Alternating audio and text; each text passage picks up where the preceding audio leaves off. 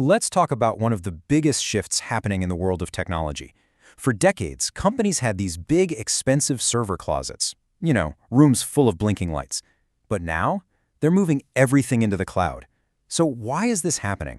What does it all mean? And how does it actually change the way businesses work? Let's dive in.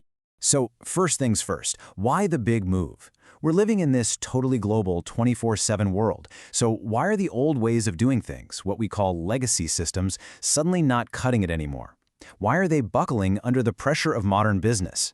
To really get to the bottom of that, we first have to understand what the old way even was, and more importantly, why it's just not working for companies trying to keep up and compete on a global stage. Okay, so the traditional way was to build your own giant central data center.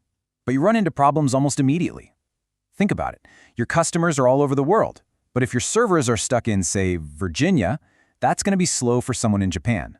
You want your servers near big cities for speed, but the real estate there is crazy expensive. And then you've got these complex data laws like GDPR in Europe that tell you exactly where your customers' data can and can't live. It all just adds up to this really clunky, inefficient system. To make this less abstract, let's just walk through a classic scenario. Put yourself in the shoes of the head of IT at, let's call it Acme Inc. You've got 10 different projects and you need to buy 10 separate physical servers to run them. So look at this table. You immediately see the problem, right? There's a total disconnect between what your teams need and what the hardware vendors actually sell. For one group of apps, you need 6 processor cores, but you can only buy servers with 8. For another group, you need 10 cores, but they only sell them in batches of 12. You're literally forced to buy more power than you're ever going to use, and that waste really starts to add up. The grand total is over 60 grand, but a huge piece of that is for capacity that's just sitting there, doing nothing. And let's be really clear about how bad this is. When you actually do the math, 20 of the 80 processor cores you just bought are sitting completely idle from the moment you plug them in. That's a quarter of your entire investment, just gone. Now stop and think about this not for 10 servers, but for a company with 10,000 servers. We are talking millions and millions of dollars completely wasted on hardware, power, and cooling. It's wild. Now, let's compare that to the modern way of thinking. Instead of buying 10 separate, wasteful boxes, you just buy one big pool of resources, all 80 cores and 120 gigs of RAM in one go. You get a nice bulk discount, but here's the magic part. Modern software lets you slice and dice that pool and give each and every application exactly the resources it needs down to the decimal point. The waste? It's basically eliminated. And this whole inefficiency problem? It's really just the tip of the iceberg. These old legacy systems are often running on ancient software that isn't even getting security patches anymore. They can't just scale up when you get a big traffic spike for Black Friday, and they can't scale down afterward to save money. On top of all that, the cost to just keep the lights on, paying for hardware, and trying to find people who still know these old school systems, it just goes up and up every single year. So, okay, if the old way is so clearly broken, what's the answer? Well, this is where we get to the promise of the cloud, and a totally new, modern approach, where everything really starts to change. This quote, this absolutely nails the change in thinking. In the old world, every server was like a pet. You gave it a unique name, you carefully nurtured it, and if it got sick, it was a full-blown emergency. In the new cloud world, servers are a herd. They're all identical, they're anonymous, they're disposable.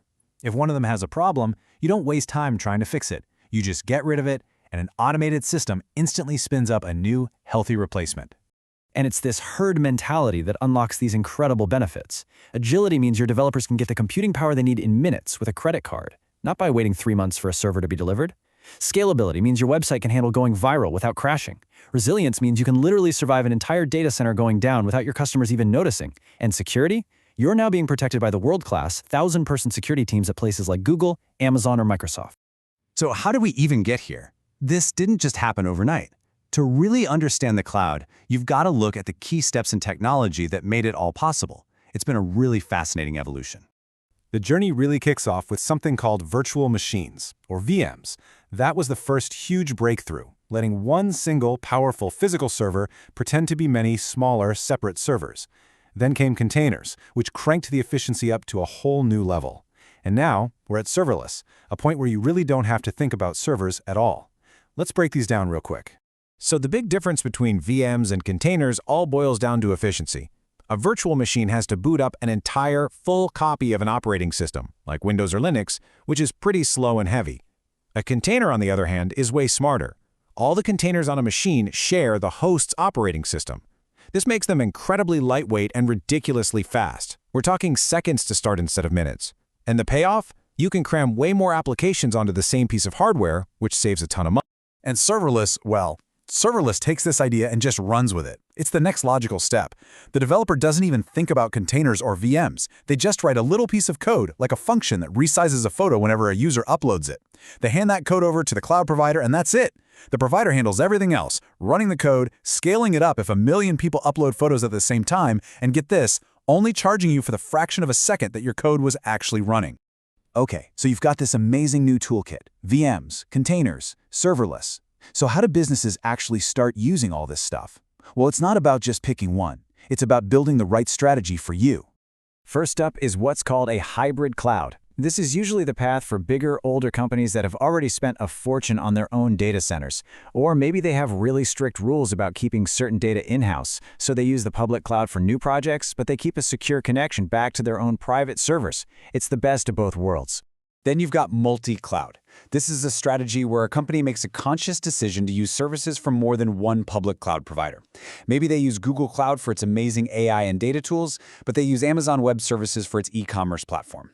The big goals here are to avoid getting locked into one vendor and to always use the absolute best tool for every single job. Just to make it super simple, here's the key takeaway. Hybrid cloud always involves your own private on-premise servers. You're connecting your stuff to the cloud. Multi-cloud is all about using more than one public cloud, like AWS and Google and Microsoft. And of course, you can do both. You can have a hybrid setup that connects your private data center to multiple public clouds. And even inside these strategies, you've got to pick the right tech for the right task. So, a quick rule of thumb. If you're just lifting and shifting an old application to the cloud without changing it, a virtual machine is probably your safest bet. If you're building a brand new modern app from scratch, you should absolutely be using containers.